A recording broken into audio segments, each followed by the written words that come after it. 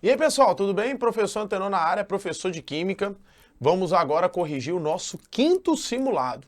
Esse quinto simulado, a gente vai então abordar essas 10 questões aqui de Química, ver o que foi cobrado e, como sempre gosto de fazer, indicar para vocês alguma revisão, caso você não tenha acertado, e tópicos aqui específicos que vão te garantir uma melhor resolução da questão, você ganhar tempo e, claro, né, você ter um entendimento melhor aí da parte química de tudo que está associado e previsto no seu edital.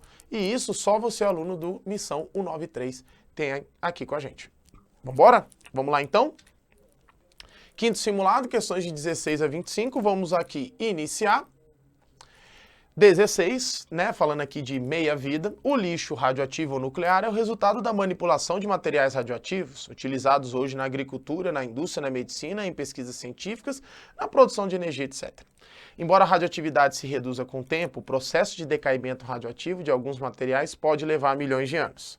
Por isso, existe a necessidade de se fazer um descarte adequado e controlado de resíduos dessa natureza. A taxa de decaimento radioativo é medida em termos de um tempo característico chamado de meia-vida, que é o tempo necessário para que uma amostra perca metade de sua radioatividade original. O gráfico seguinte representa a taxa de decaimento radioativo do rádio-226, um elemento químico pertencente à família dos metais alcalinos, terrosos e que foi utilizado durante muito tempo na medicina. As informações fornecidas mostram que, então tem que olhar para o gráfico aqui. Se tem o gráfico, pode ter certeza que ele vai te pedir alguma coisa relacionada a isso. Quanto maior é a meia-vida de uma substância, mais rápido ela se desintegra. Muito pelo contrário, mais devagar. Porque se o tempo de meia-vida é maior, ela se desintegra mais devagar. Aí não pode ser letra A. Né? Apenas 1/8 de uma amostra de rádio-226 terá decaído ao final de 4.860 anos. Então, olha só. Com a análise do gráfico, a gente vê que a meia-vida é de 1620, certo? Então aqui, meu tempo de meia-vida, ele é de 1620 aqui, anos, tá? Ele está falando que apenas 1/8 da amostra terá decaído. 1/8 é o que permaneceu. Decaiu, na verdade, 7/8. Porque o tempo é o que vai decaindo. O que está aqui é o que sobrou dessa amostra. Tá certo? Então, falar que terá decaído ao final, não. É o que restou. Terá decaído 7/8. Né? Então, não. Beleza? Metade da quantidade original de rádio 226 ao final de 3.240 anos ainda está por decair. Né? Metade, não. 3.240 anos teriam passado 2 meia-vidas. Então, terá decaído, né? 3/4 ainda vai decair 1/4, 25%. Então, não se pode. Restará menos de 1% de rádio-226 em qualquer amostra dessa substância após 3 meia-vidas. Também não, parte matemática aqui. 3 meia-vidas é exatamente o que está aqui, ó. 1, 2, 3. Menos de 1% em qualquer amostra, aí não dá para a gente prever isso aí. Né? Não tem como. Até porque se eu for pegar em termos percentuais, começaria aqui com 100%, né? Vamos lá. Aí aqui seria 50%. Aqui seria 25 e aqui seria 12,5. Então ainda teria muita meia-vida para chegar em 1%. Então assim, não. A amostra de rádio 226 diminui sua quantidade pela metade a cada intervalo de 1.620 anos devido à desintegração radioativa. Check.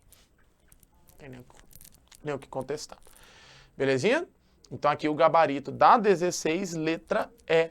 Beleza? Uma análise gráfica bem simples, considere esse item bem fácil, tá? Mas, caso você não tenha acertado, dá uma revisadinha em gráficos de meia-vida, essa função exponencial dessa parte aí que é um pouquinho importante pra gente poder analisar. Fechou? Então tá aí pra vocês o item, né, a questão 16, gabarito letra E. Belezinha? Bora pra 17? Simbora. 17. Vários combustíveis alternativos estão sendo procurados para reduzir a demanda por combustíveis fósseis, cuja queima prejudica o meio ambiente devido à produção de dióxido de carbono, massa molar igual a 44 gramas por mol. Pronto. 3 dos materiais promissores de combustíveis alternativos são hidrogênio, etanol e metano. A queima de 1 mol de cada um desses combustíveis libera uma determinada quantidade de calor que estão apresentados na tabela a seguir. Considere que foram queimadas massas independentemente desses três combustíveis de tal forma, né, de forma tal que cada queima foi liberado 5.400 kJ. Ok.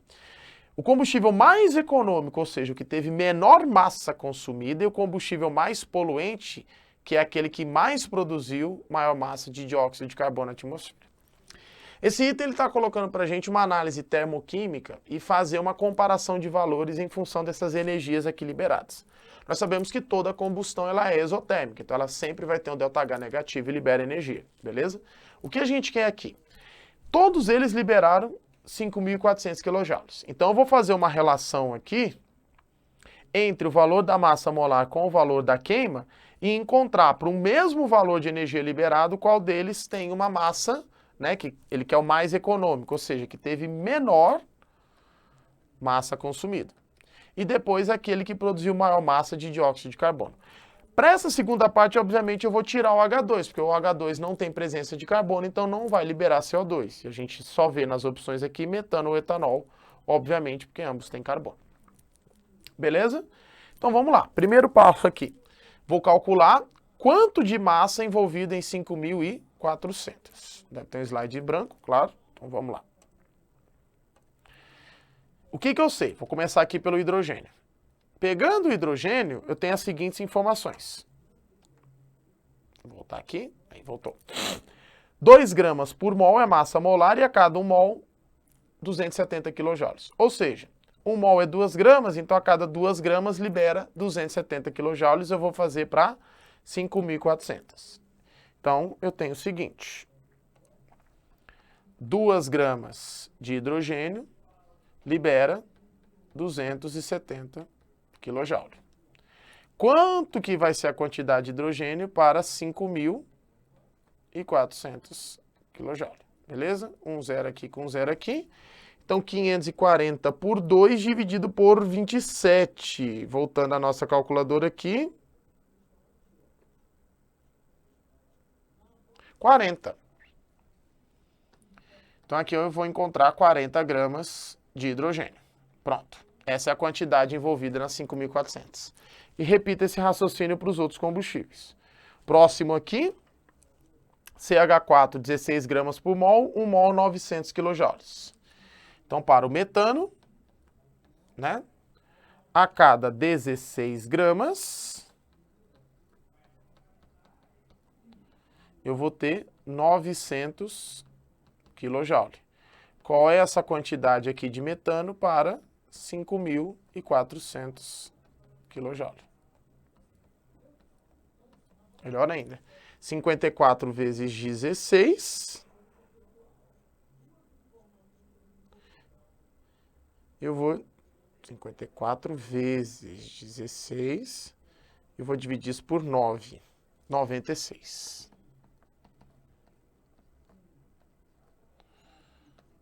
Beleza? E aí o último para o etanol aqui, que é o meu CH3CH2OH, que eu tenho a seguinte informação, 46 gramas a cada 1 mol, 1.350. Ou seja, 46 gramas de etanol, eu vou liberar 1.350 kJ. Beleza? E aí, consequentemente, qual vai ser o valor aqui da massa para... Beleza? Um zero aqui com um zero aqui. 540 vezes 46. Beleza? Dividido por 135, vou encontrar 184 gramas de etanol. Então, o combustível aqui que vai liberar menos massa vai ser o hidrogênio. Então, já vamos lá marcar a opção que tem o hidrogênio. Vamos ver aqui. O etanol, não, já não pode ser A. Ou o hidrogênio que teve 40, ok. O hidrogênio que teve 20, não é 20, é 40, né? Então, já tira aqui. O etanol que teve 96, não. O hidrogênio teve... Ué, já gabaritou, letra B. Nossa, Aí, só por essa análise a gente já acertou aqui a questão, já gabaritou, tá? Mas enfim.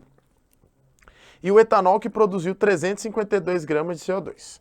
Aí, essa segunda parte aqui, a gente só tem que ter um cuidado e vou resolver com vocês, porque é o seguinte. No caso do etanol, tem 2 carbonos.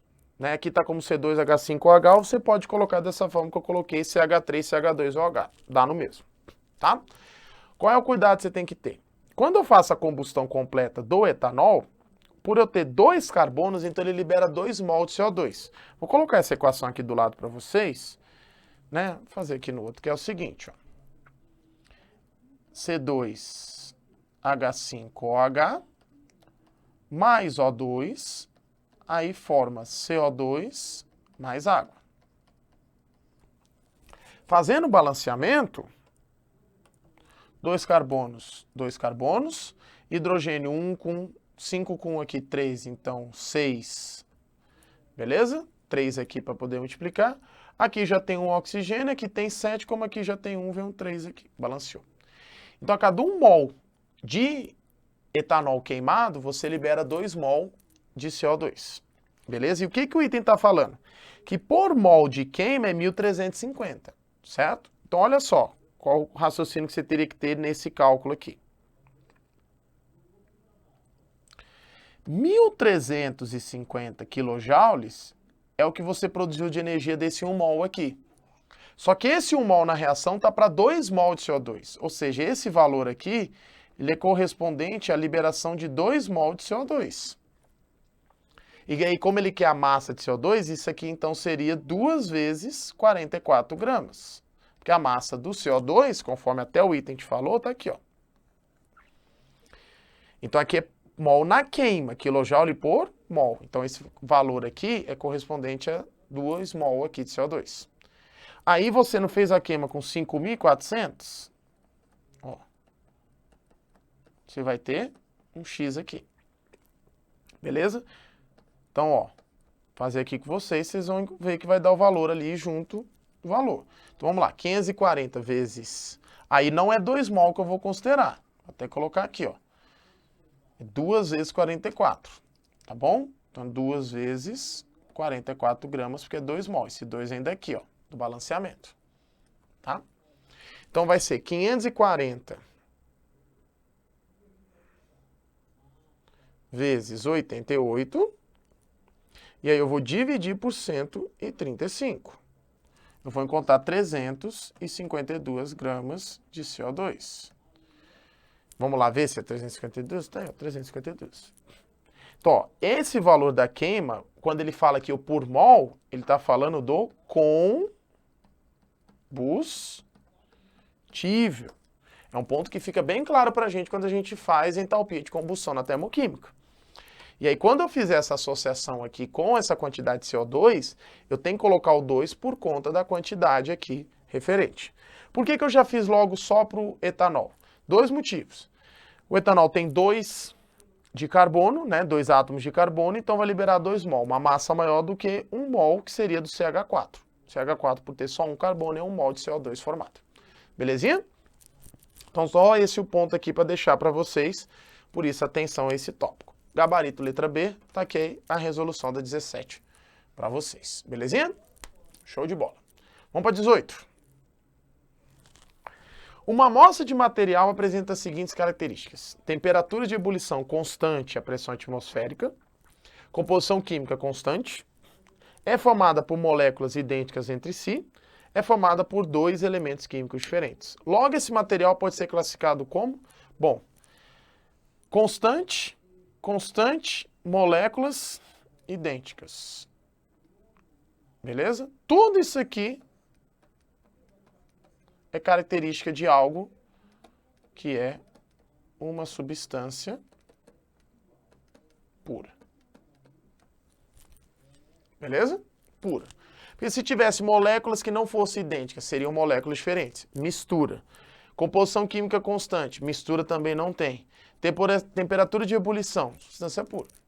Tá? Eu posso até ter algumas misturas, né? Isso é um caso bem especiais, né? Aquele caso eutética azeotrópica, que aí no caso da ebulição constante eu teria um caso da azeotrópica. A fusão não seria constante, mas a ebulição sim.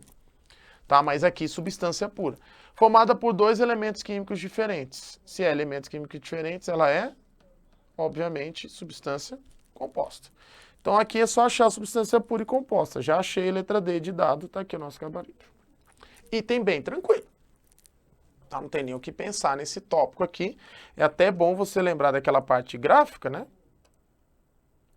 Você faz lá o gráfico bonitinho. Que você tem aquela associaçãozinha aqui, né? Então, você olha para o gráfico aqui, retinho, retinho não vai ficar, né? Mas o que vale é a intenção, tá? Então tá aí para vocês. Tcharam. Beleza? Então tá aí para vocês. Item, né, na minha visão, bem fácil aqui, de uma análise bem tranquila para vocês aqui, tá bom? Ok? Então tá aí para vocês, substância pura e composta, gabarito da 18, letra D de dado. Fechou? Vamos para a próxima, vamos para 19. Ao comparar-se os íons K+ e Br- com seus respectivos átomos nêutrons que se originam, átomos neutros de que se originaram, pode-se verificar que houve manutenção da carga nuclear de ambos os íons? Sim. O núcleo não muda.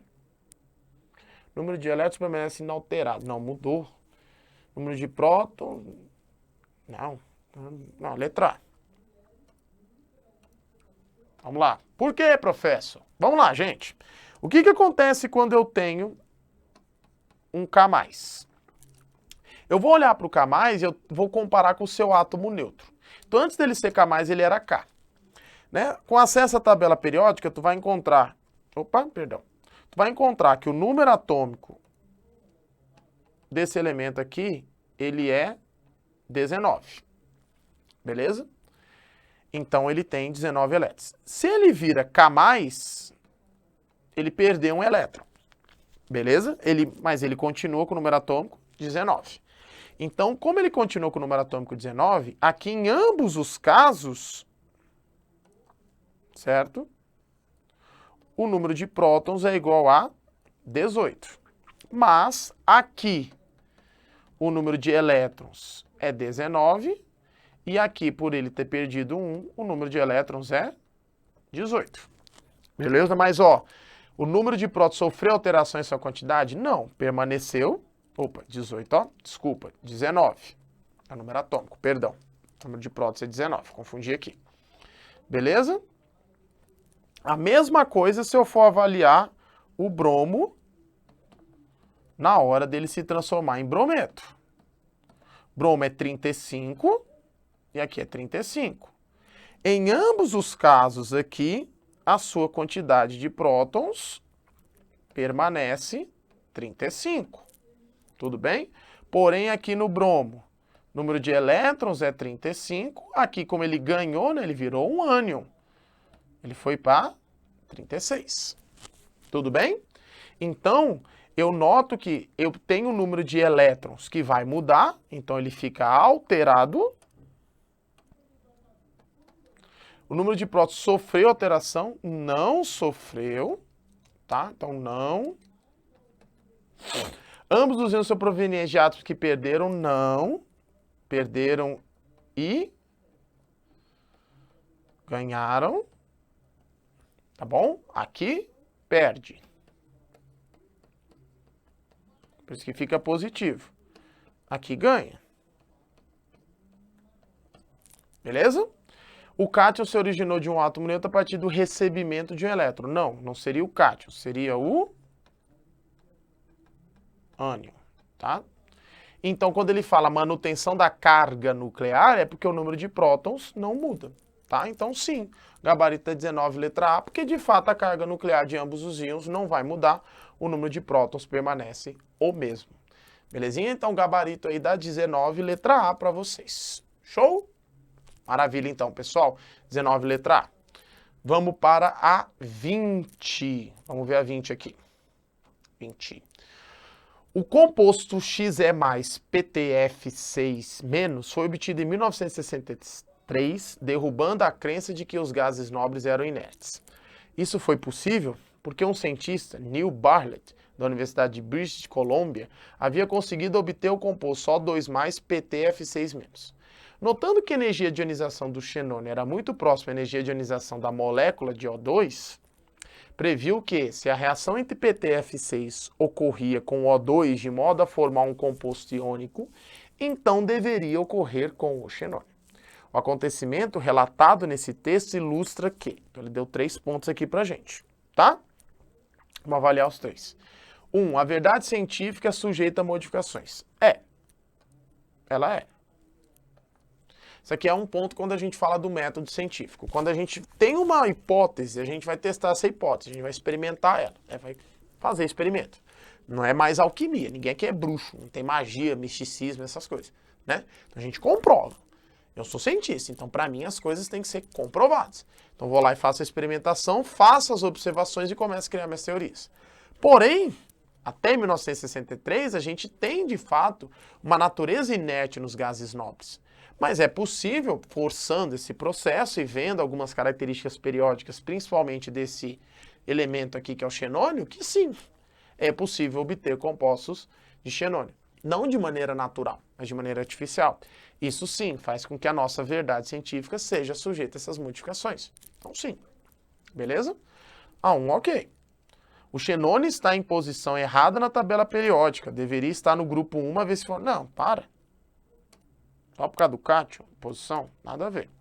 O xenônio está na posição certa dele, grupo 18. Nada a ver o fato dele ser X mais aqui, que vai mudar a posição dele. As energias necessárias para remover um elétron da molécula de oxigênio de um átomo de xenônio são próximas. Bom, o texto falou pra gente aqui, ó, olha só. Notando que a energia de ionização do xenônio era muito próxima da energia de ionização da molécula de O2. Então, assim, eu sei, e até tinha deixado aqui para vocês, ó, um ponto de um gráfico de um material que eu peguei, que se eu olhar os valores, ok. Né? Eu saberia que aqui está o oxigênio, ó, bem nessa posição aqui, ó. Vou tentar traçar uma linha aqui, que está o oxigênio, beleza? E o xenônio está bem aqui, ó. Beleza? Então, se eu continuar essa linha reta aqui, o que não vai ficar, mas eu vou tentar fazer, o que vale é a intenção, seria um valor bem próximo aqui. O xenônio está logo aqui onde eu estou passando a linha, tá vendo? Eu vou até tirar esse círculo aqui, ó. Pronto, ó. Então esses valores são próximos. Aqui é de um material didático, né, de nível superior e tudo mais. Então sim, são valores próximos. Ah, mas são posições, são períodos diferentes. Pois é, são períodos diferentes. Né? A gente está falando de um oxigênio que está no segundo período, tudo bem? Eu estou falando de um xenônio que está no quinto período. Né? Os gases nobres ali, o xenônio está no quinto período. Né? O hélio primeiro, segundo, terceiro, o xenônio aqui no quinto. Né? E o radônio no sexto. Então, assim, tem uma diferença de período muito grande aqui. Mas é gás nobre, né? Gás nobre, se eu falar de energia de ionização, né, com exceção aqui do hélio, que realmente é um negócio muito alto, porque o hélio só tem uma camada de energia, né? Um nível de energia. Então, os dois elétrons deles estão muito próximos do núcleo. Ali existe uma carga nuclear muito grande, que faz esse elétron ficar muito perto. Então, a energia de ionização do hélio, você não vai tirar esse elétron do hélio de jeito nenhum, tá? Faz com que tenha essa característica aqui. Então, sim, acaba que esses valores são próximos. Ah, professor, mas eu não lembraria disso, eu não teria esse gráfico na prova e tudo mais. Pois é, a informação do texto faz com que a gente tenha essa interpretação. Tá bom? Quando ele fala da energia da molécula de O2, se você lembrar um pouquinho dessa questão de ligação química, energia de ligação e tudo mais, a gente vê que essas energias, elas são compatíveis, eu colocaria nesse termo. Então, 1 e 3, tá bom? 1 e 3 leva a gente a gabarito, letra D de dado. Beleza? Então, 20, letra D. Aqui um resuminho que você pode fazer da parte de propriedade periódica, características de ligação e tudo mais. E essa 1 aqui, que é uma coisa que, com certeza, nas suas aulas de química, em algum momento, ou de biologia ou de física, você ouviu falar sobre isso. Existe uma verdade científica, sim, mas ela está sujeita a se modificar, a mudar, tá bom? Então, o gabarito da 20, letra D. Fechou? Show de bola, 20D. Bora para as próximas aqui, né? 21. Se graviola G, maracujá M e siriguela S fossem átomos com o mesmo número de elétrons na camada de valência, com raios que seguem a ordem RG, RM, RS, então a alternativa correta é que associa a sequência de propriedade periódica é. Ele me deu essa informação. Se o raio de G é maior que o de M, que é maior que o de S, então eu já consigo fazer uma relação entre as propriedades. Belezinha? O que acontece? Vou fazer um desenho bem rústico aqui da tabela para vocês. Ó.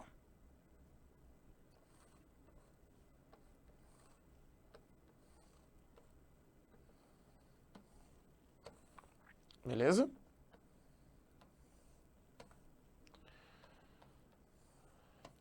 Os maiores raios estão aqui, nessa região que compreende os metais alcalinos e alcalinos terrosos. Está nessa parte aqui.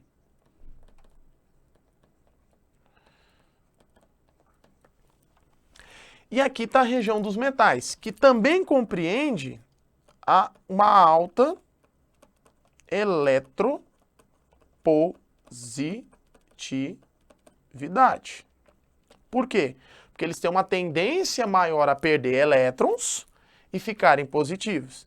E se eles têm uma maior tendência a perder elétrons e ficarem positivos, isso também implica em uma baixa energia de ionização. Por que baixa, professor? Porque vai facilitar a perda de elétrons, então essa energia vai ser baixa. Tudo bem? Então eu poderia associar com isso, ou seja, se o raio é grande, onde tem eletropositividade continua na mesma ordem, e onde tem energia de ionização seria o contrário, já que energia de ionização e raio, né, tem uma relação inversamente aqui proporcional. Tudo bem?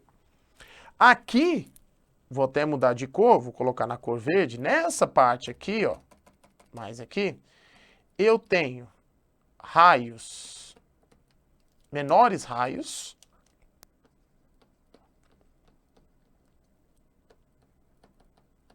tudo bem? Que aí, nesse caso, implica em características opostas. Então, esses raios aqui não têm uma tendência a perder elétron, e sim a ganhar. Ou seja, eles têm uma alta afinidade eletrônica. Então, eles liberam muita energia para poder ganhar elétrons, eles não vão perder. Tudo bem? Se eles têm uma alta afinidade eletrônica, implica que eles são muito eletronegativos. Então, eles gostam de elétrons. Tudo bem? Então, o que vai valer para o raio no sentido da afinidade eletrônica seria o oposto e também no sentido do eletronegativo. Tá certo? Então, olha só. Ele colocou aqui para a gente da afinidade eletrônica. Está exatamente o oposto. G menor que M menor que S. Então, já tem o nosso gabarito letra A. Por quê? Porque são características opostas. Se o raio é grande, a afinidade eletrônica vai ser para quem tem o menor raio. Então, é uma análise que a gente tem aqui. Beleza? Eletronegatividade. O M não pode ser maior. Se o raio é grande, a eletronegatividade dele tem que ser baixa. Tudo bem? Energia de ionização SMG não, seria o oposto, certo? Seria o S maior que o M maior que o G. E da eletropositividade seria igual, né? Seria, então, né, menor aqui. Belezinha? Então, se lembrar de propriedade periódica aqui e fazer essas associações, mata a questão, tá bom? Então, aqui pra gente, o gabarito vai ser 21, letra A. Seria essa a ordem aqui de afinidade eletrônica para essas questões. Fechou? Show de bola. Tá aí para vocês a nossa resolução. Ok? 21, letra A. Vamos para a próxima? 22. O formol ou formalina é uma solução aquosa de metanal utilizada na conservação dos tecidos de animais e cadáveres humanos para estudos em biologia e medicina. Ele é oxidado a ácido fórmico, segundo a equação abaixo, para evitar que os tecidos animais sofram deterioração ou oxidação. Então tá aqui. Nessa transformação, qual é o número de oxidação do carbono e sua variação? Então vamos lá. Qual é a técnica aplicada a compostos orgânicos? A gente já sabe algumas técnicas de inox, certo? A estrutura está aqui. O que a gente sabe? que sempre quando eu tenho uma diferença de eletronegatividade, o mais eletronegativo vai ficar com a carga negativa. Sendo assim, eu tenho que olhar para o carbono ligado aos compostos aqui. Comparando ele ao hidrogênio, o carbono fica negativo, tá? Então, o hidrogênio mais um, o hidrogênio aqui mais um. Então, dois hidrogênios ligados ao carbono faz com que esse carbono fique negativo em 2. Beleza? Um de cada hidrogênio. Já o oxigênio, ele é mais eletronegativo que o carbono, então ele vai valer menos 2. Logo, ligado ao carbono, o carbono adquire uma carga aqui positiva em 2. Aí eu faço uma média desses valores, né? Vejam qual que é o valor que vai sobrar. 2 positivo com 2 negativo acabam, né? Vamos dizer assim, se anulando. Dessa forma aqui, para o carbono em questão, o seu NOx, ele é igual a 0. Beleza? Menos 2 por conta dos dois hidrogênios, mais 2 por conta do oxigênio. E só tem uma opção com 0, que é a letra D. Vai de 0 para mais 2. A letra S já podia ignorar, porque, pelo amor de Deus, ele vai sofrer variação, porque as estruturas vão ter ligações diferentes. Professor, faz o do ácido fórmico para a gente ver se é mais 2. Vamos lá. Primeiro passo, hidrogênio. Hidrogênio aqui é mais 1, então aqui o carbono vai ficar menos 1. Esse oxigênio é o mesmo daqui, então sim, vai ficar o quê? Aqui menos 2, aqui vai ficar mais 2. E aqui é um OH. Então aqui o OH acontece o seguinte, o hidrogênio é mais 1, então fica para o oxigênio aqui um valor menos 1. Como esse oxigênio é menos 1, para esse carbono aqui ele vai ficar mais 1. Porque aqui não seria menos 2, porque menos 2 seria quando as duas ligações ocorrem entre o oxigênio e outro elemento, seria uma ligação dupla. Como aqui são duas ligações simples, o oxigênio faz com que um elétron fique com a carga negativa para o hidrogênio e o outro elétron fique com essa carga menos 1 ali para o carbono. Fez aqui o somatório, né? Fez a médiazinha aqui. 2 com 1 positivo, 3 com menos 1, aí o NOx deu mais 2. Então ele vai de 0 para mais 2, por isso que o gabarito é letra D, 0 para mais 2 aqui. Fechou? Muita atenção nesse item aqui. Ele te deu a estrutura, mas poderia acontecer dele não te dar essas estruturas. Então, lembrar das funções orgânicas, né, na montagem dessas estruturas, e esse cálculozinho de NOx, que pra gente é um cálculozinho muito importante devido a essa característica aqui da carga nessas estruturas. Tá bom? Então, gabarito da 22, letra D de dado. Fechou? Então, muita atenção aqui para a gente não ter nenhum tipo de problema nesses itens. Beleza? 22D. Vamos para a próxima. A 23.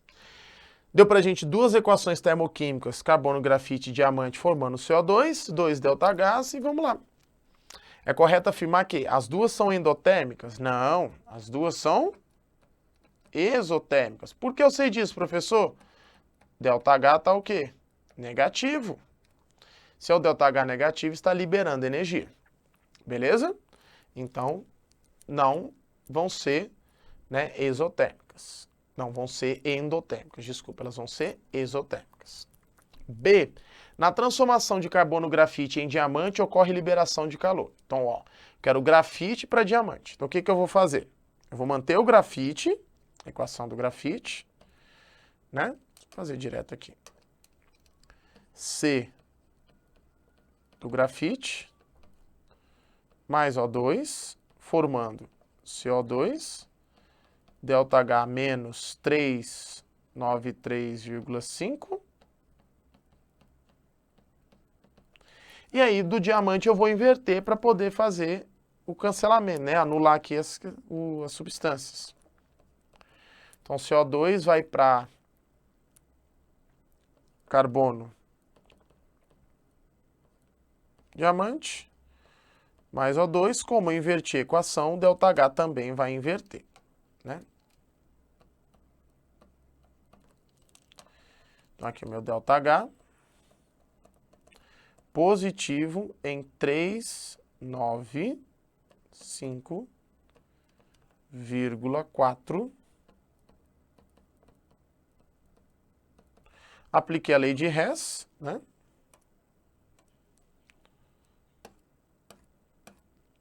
E aí soma. Conversão de grafite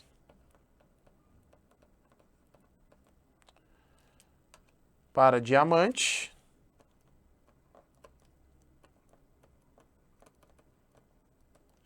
Com ΔH positivo.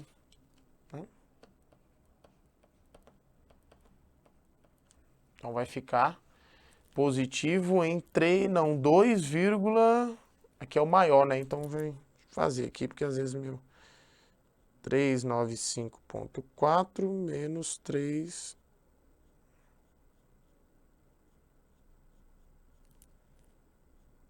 1,9.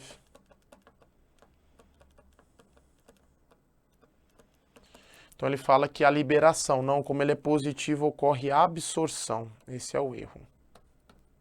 Porque o ΔH é positivo. Então letra B também não.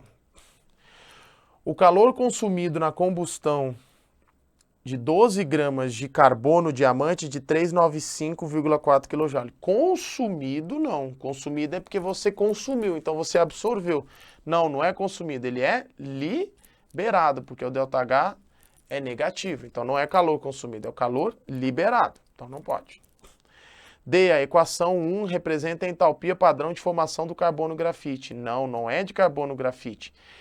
Entalpia padrão é a formação de 1 mol de uma substância. Formação, você avalia o produto. Então, é a formação de dióxido de carbono. Então, eu estou avaliando o CO2. Tá? Então, não pode ser esse gabarito. Então, só sobrou letra E. Na combustão de 24 gramas de carbono grafite, a formação de 2 mols de gás carbônico. Sim, né? Um carbono vale 12. 2 carbonos, 12 vezes 2, 24. 1 mol para 1 mol, então 2 mols de carbono. Check. Então, beleza, gabarito da 23, letra E. Bem tranquilo aqui, bem de boa, para a gente não se embananar nessas questões aí. Tá? Então, revisãozinha aqui de termoquímica, veio uma leizinha de Hess aqui, né? Um cálculozinho da soma dos ΔHs. Muita atenção nessas questões para não ter nenhum tipo de problema aqui. Beleza? 23, letra E. Fechou? Massa, top. 24, eletroquímico. Olha, as pilhas e baterias são dispositivos tão comuns em nossa sociedade que, sem percebermos, carregamos vários deles juntos ao nosso corpo. Elas estão presentes em aparelhos de MP3, relógios, rádios, celulares, etc. As semi-reações descritas a seguir ilustram o que ocorre em uma pilha de óxido de prata. Pode-se afirmar que é esta pilha. Então tá aqui a pilha. Ele deu para a gente duas equações, então presta atenção. A primeira equação está perdendo elétrons. Então já vamos avaliar o seguinte. Essa primeira reação aqui por perder elétrons, eu tenho uma oxidação. E a segunda está ganhando elétrons. Então a segunda você tem uma redução. Numa pilha ou bateria, a oxidação ela ocorre no polo negativo, enquanto que a redução ocorre no polo positivo.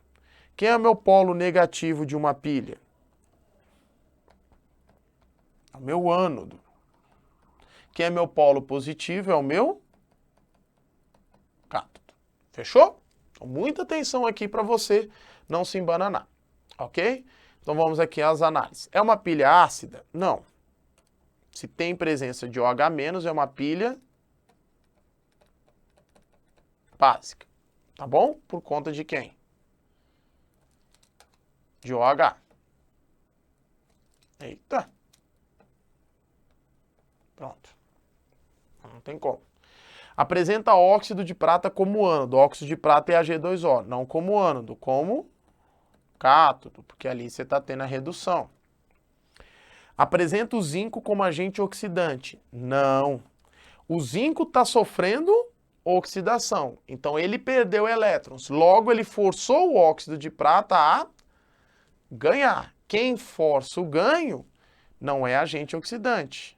É o quê? Agente redutor. Então não pode ser AC. Fechou? Tem como reação de célula a seguinte reação. Então, ele colocou aqui pra gente, seria global. Tá, eu eliminaria o elétron aqui e eliminaria o OH. Também a água, né? Então, ficaria zinco com Ag2O, bate, formando ZnO e prata. Check. Letra D. Né? Fazendo aqui as eliminações, dá certinho aqui.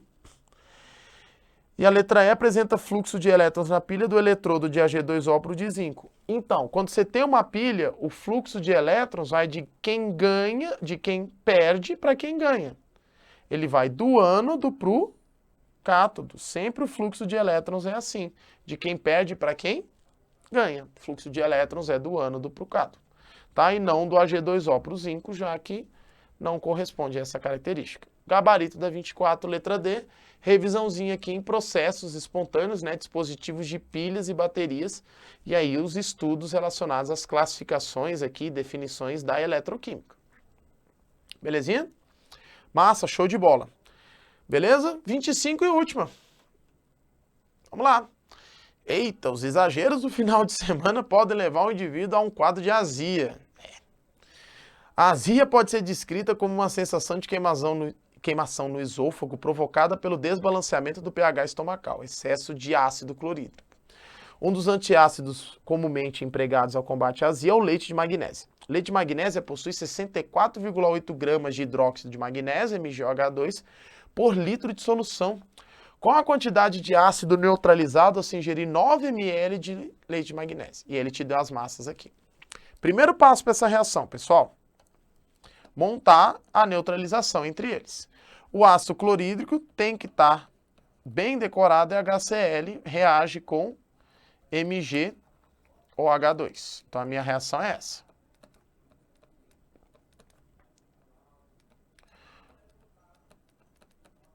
Como ele não falou para mim o tipo de neutralização, a gente considera sempre a total. Ou seja, quantidade de OH- tem que se igualar de H+. Igualando essa quantidade, eu vou ter que ter um 2 aqui para o HCl. Porque 2H+ com 2OH-, eu formo, então, duas águas. Já vou colocar aqui. Beleza?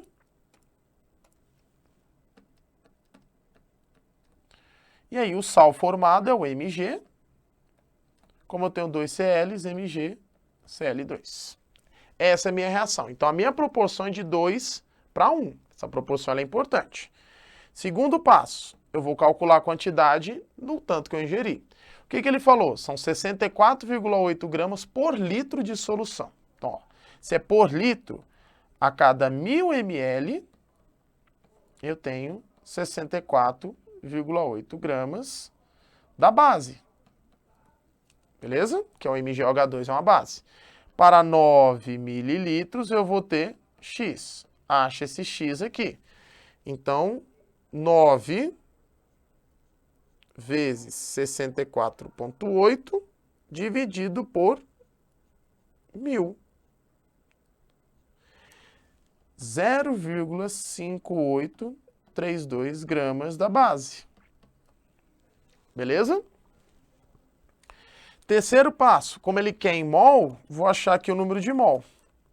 Número de mol, por definição, é massa dividido pela massa molar.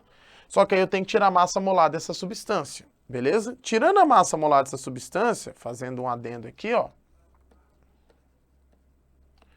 Magnésio, 24,3, mais, como é o parêntese, ele multiplica o que está dentro, eu tenho 2 oxigênios, então é 16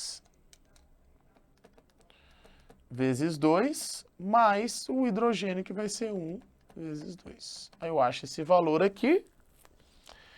Beleza? 16 vezes 2, 32, 34, 34 aqui, 58,3 gramas por mol. Pronto, achei a massa molar, calculo aqui, né?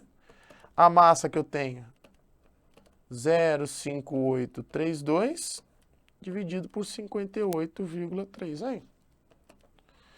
0,01 mol. Beleza? Isso é de quem? De base. Quando eu coloco base aqui, eu vou até reescrever, só lembrando, tá? Quem que é a minha base? MgOH2, tá? Pronto. Então aqui...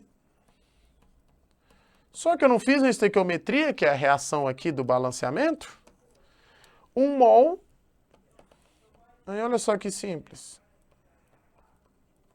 1 mol de MgOH2... 2 mol de HCl. Então, quantidade de mol aqui, 0,01 mol. Dobro, 0,02 mol de ácido. Conclusão, letra D. 0,02 mol.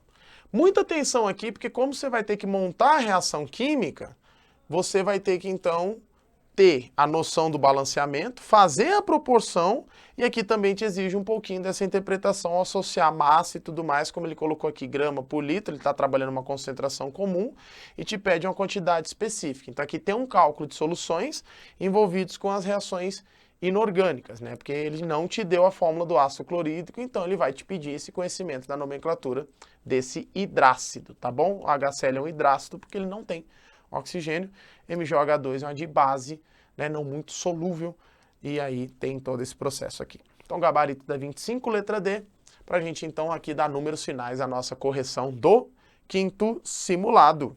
Belezinha, pessoal? É isso então. Façam aí as revisões de acordo com cada um dos tópicos que a gente aqui abordou.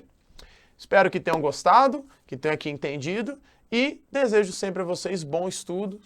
Conte com a gente aqui do Missão 93. Estou aqui, né, como um dos seus professores de Química, junto com o professor Vitor, né, o Piauí, para que a gente consiga aí atender vocês na melhor qualidade de aulas de Química e também aí os seus outros professores que contribuem bastante com esse projeto, rumo ao seu sonho, que é a aprovação aí na prova do Corpo de Bombeiro Militar. Gente, sentido e operante sempre. Muito obrigado a todos. Até a próxima. Tchau, tchau.